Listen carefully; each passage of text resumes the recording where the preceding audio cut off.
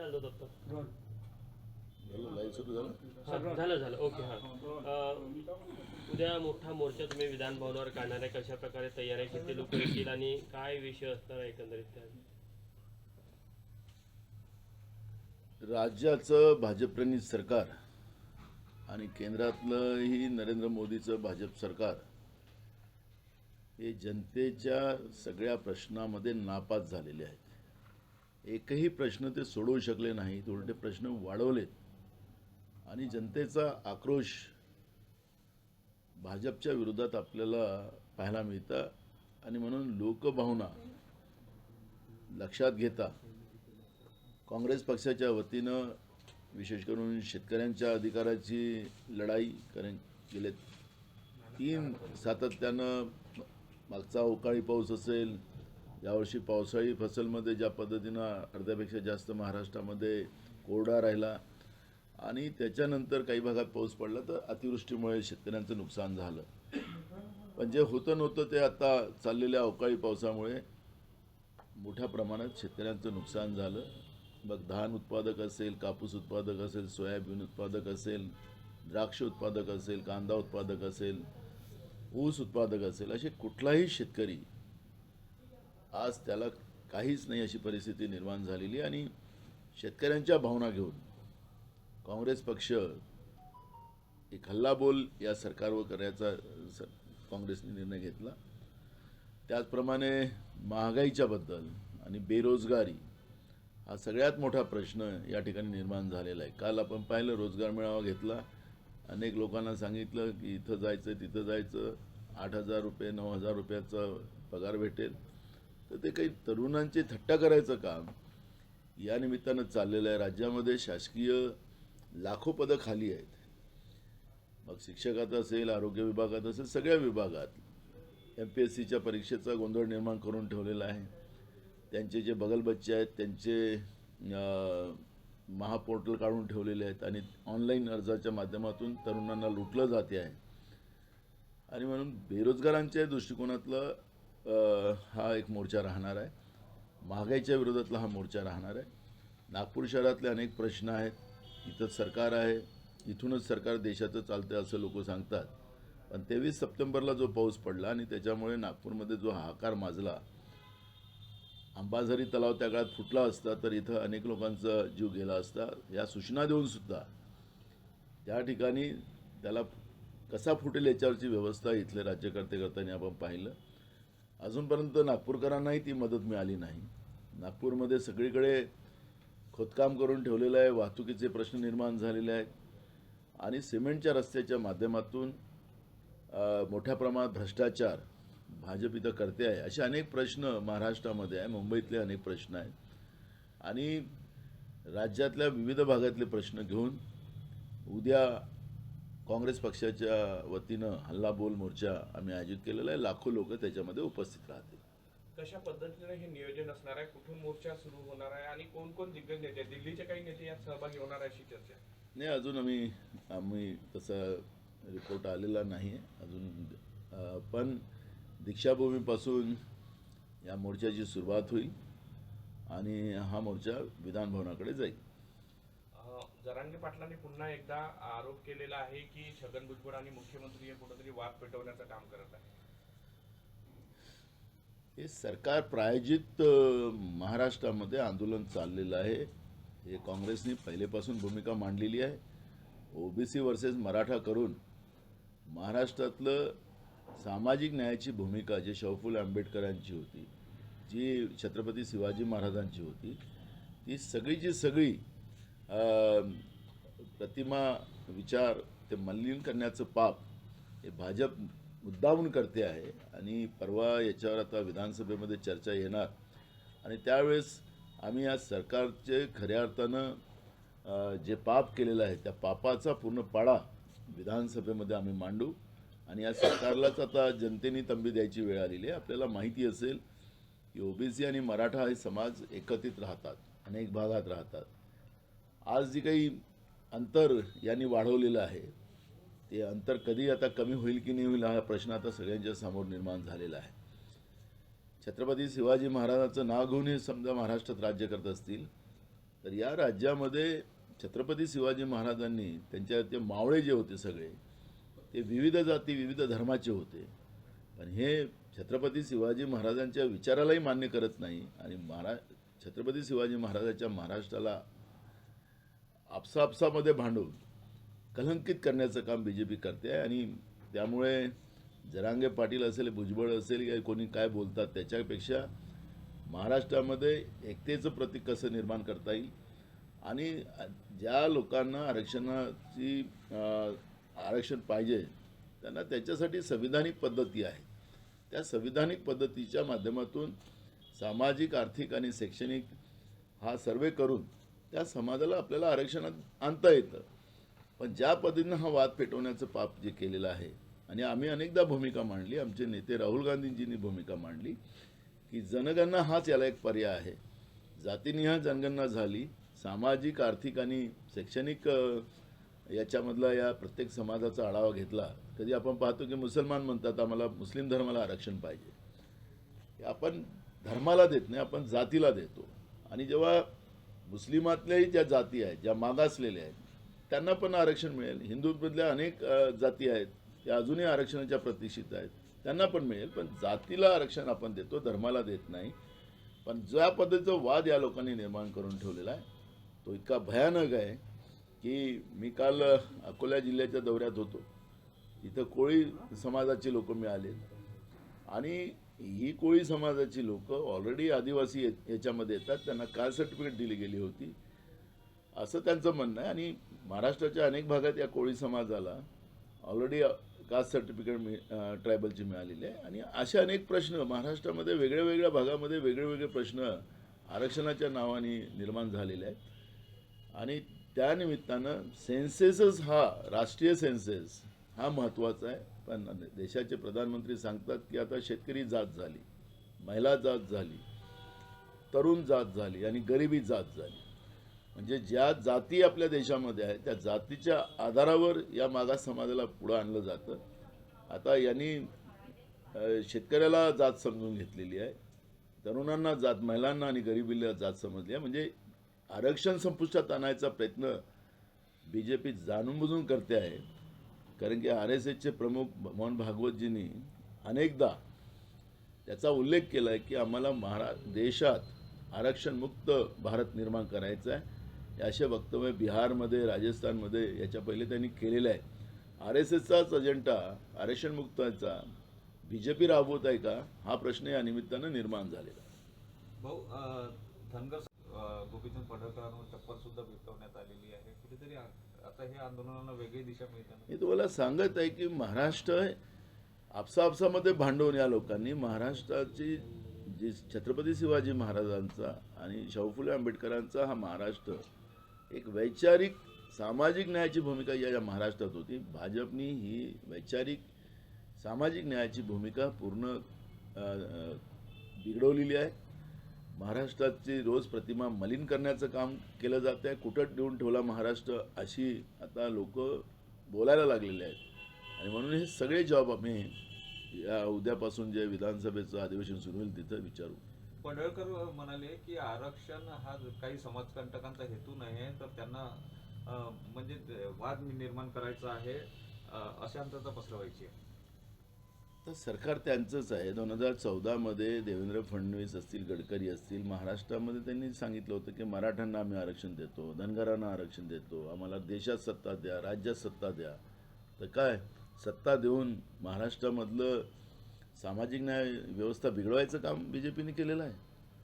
आता पडळकर BJPचे आमदार आहेत, तर समाजकंटक कोणाला ते म्हणत असतील तर ते भाजपलाच म्हणत असतील.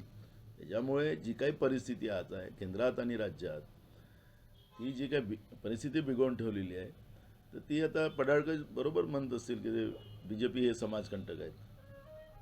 रोहित पवार असे बोलले की MIM पैसे घेऊन आपले उमेदवार निवडणुकीमध्ये उभे करतात, त्यामुळे महाविकास आघाडीच्या उमेदवारांचा पराभव होतो. प्रकाश आंबेडकरांनी आता खबरदारी घ्यायची गरज आहे, कारण की 2019च्या निवडणुकीमध्ये अनेक उमेदवार महाविकास आघाडीचे प्रकाश आंबेडकरांनी उमेदवार दिल्यामुळे कुठेतरी पडले. तर रोहित पवारांच्या या मताबद्दल तुमचं काय मत आहे?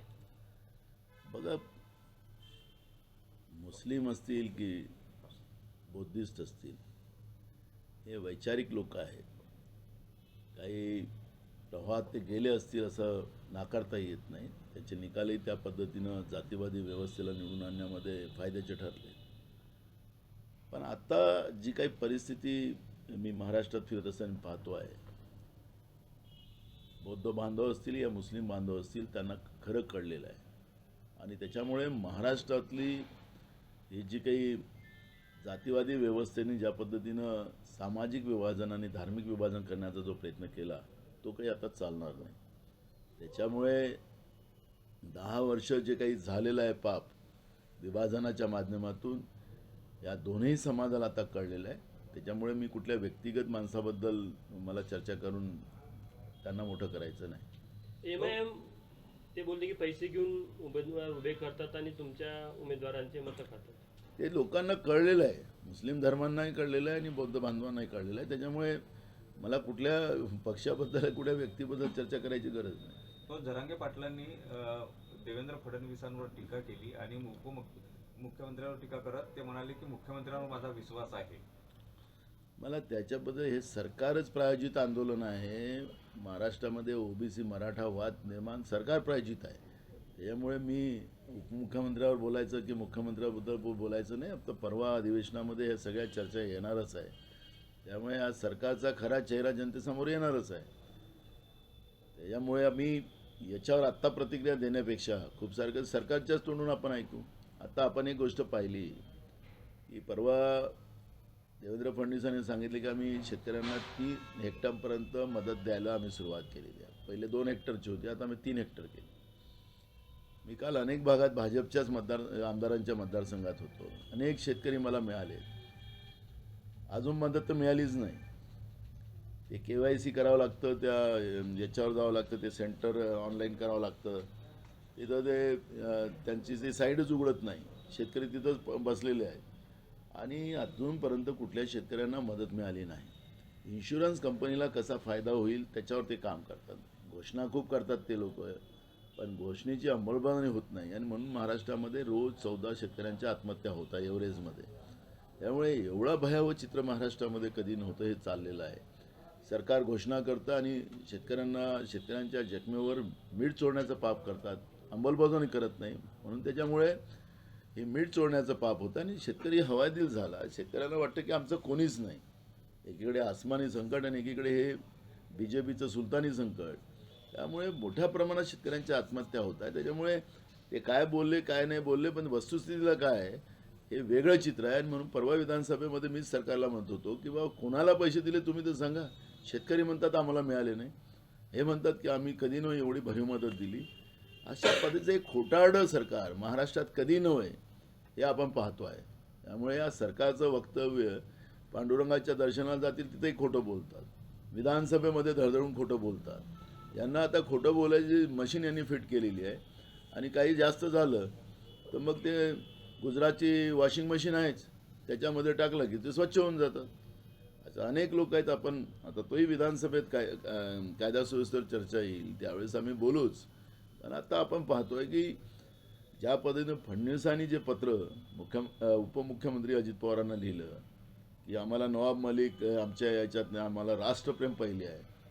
मग राष्ट्रप्रेम आहे तर त्याच्यापेक्षा मग प्रफुल्ल पटेल आणि इक्बाल मिर्ची हे जॉईंट व्हेंचरमध्ये, कारण ती जागा जी आहे जिथं जे कन्स्ट्रक्शन झालेलं आहे सिजा हाऊसचं, ती जागा इक्बाल मिर्चीची होती. यांनी जॉईंट व्हेंचर करून ते त्या ठिकाणी कन्स्ट्रक्शन केलेलं आहे. नवाब मलिकनी तर हसीना पारकर बरोबर जमीन विकली, खरेदी केल्याचाच त्यांच्याकडे व्यवहार आहे. पण हे तर मोठे गुन्हेगार आहेत. त्या आतंकवादी विचारसरणीच्या माणसाला दाऊदच्या मित्राबरोबर त्याचं जॉईंट व्हेंचर आहे. आणि एकीकडे हे प्रमाणपत्रही द्यायला मागं पुढं पाहत नाही. हे सगळे कोणाला सर्टिफाईड करायचं की हा चांगला आहे तर यांनी दिलं प्रमाणपत्र की झालं. असं होत नाही. कायदा सगळ्यांसाठी सारखा असतो. आणि मग देशप्रेमाच्या गोष्टी करतात तर त्याच्यावरचं उत्तर त्यांना द्यावंच लागेल. पुन्हा एकदा मागासवर्गीय आयोगातील एका सदस्यांनी राजीनाम्याच्या तयारीत आहे. 3 लोकांनी अगोदरच राजीनामे दिलेले आहेत. कसं पाहता तुम्ही? एक दबाव तंत्राचं, कारण की आयोग म्हटलं की एक स्वायत्ता असते आणि त्या आयोगाला त्या पद्धतीनं सर्वेच्या आधारावरच ते निर्णय घ्यावे लागतात. सरकारचा दबाव त्यांच्यावर दिसते आणि सरकारचा दबाव असल्यामुळे या पद्धतीचं मागासवर्गीय आयोगाचे सन्माननीय सदस्य राजीनामा देऊन त्या पापातून मुक्त होतात आहे असं चित्र आपण पाहतोय. लोक केंद्र सरकारने कांदा निर्यात बंद केली, त्यामुळे बाजारपेठा बंद पडलेल्या आहे. आता सहकार विभाग ऍक्शन मोडमध्ये येऊन त्यांचे परवाने रद्द करण्यात आले. शेतकऱ्यांना बर्बाद करायचं, निर्यात बंदी का केली? काय गरज होती? मागच्या वेळेस कांदा निघाला त्यावेळेस 40% आयात टॅक्स वाढवून दिली. म्हणजे सांगायचं तात्पर्य असं आहे, एक्सपोर्ट ड्युटी 40% लावून दिली. हे सांगायचं तात्पर्य असं आहे की ही जी काही शेतकरी विरोधी धोरण जो BJPचं आहे त्याच्यातून स्पष्ट होत आहे.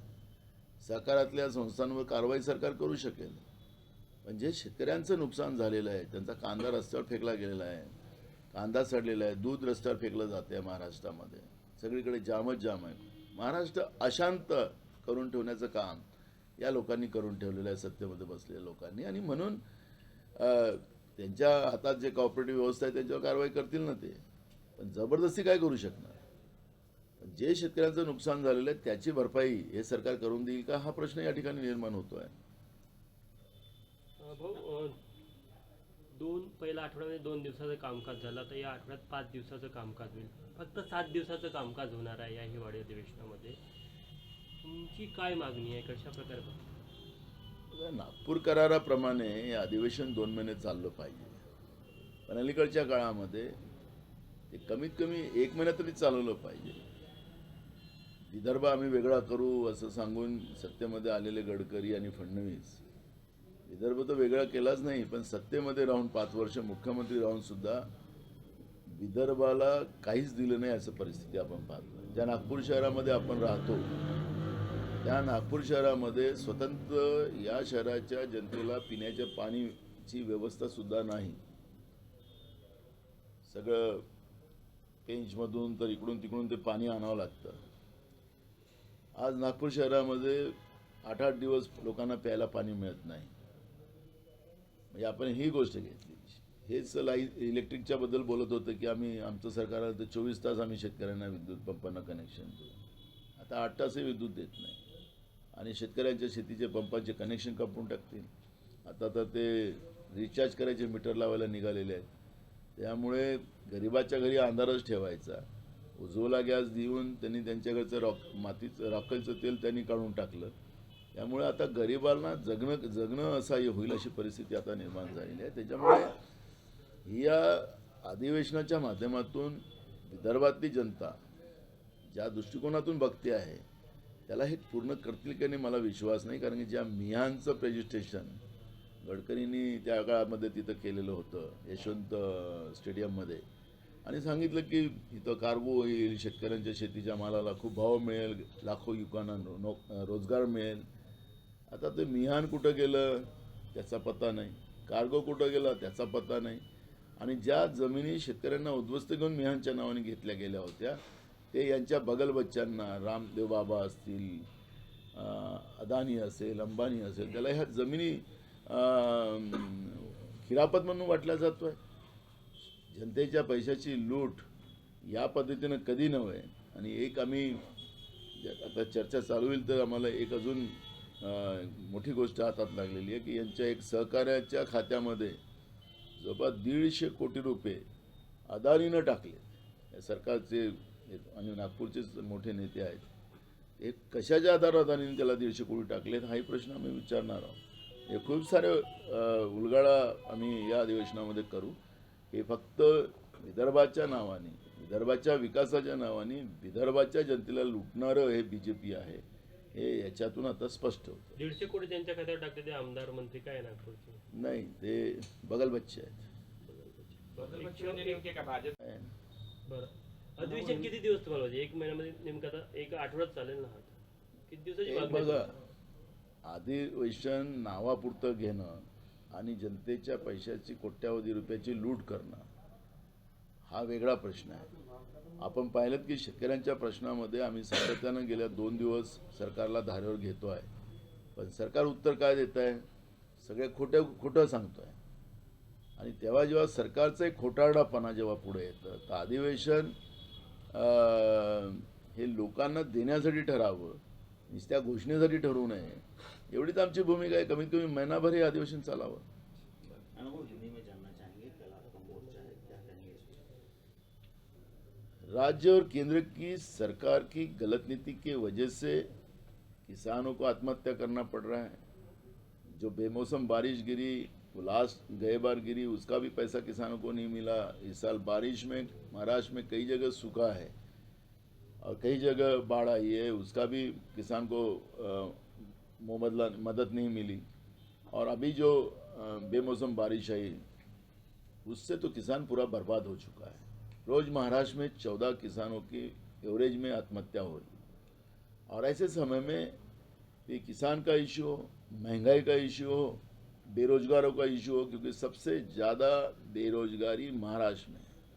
और ऐसे समय में यहाँ के उद्योग गुजरात को भेजना, यहाँ की सब व्यवस्था लुटाकर गुजरात को देना, और इसलिए महाराष्ट्र में जनता में ये सरकार के विरोध में, बीजेपी प्रणीत सरकार के विरोध में, केंद्र की बीजेपी सरकार के विरोध में लोगों में गुस्सा है.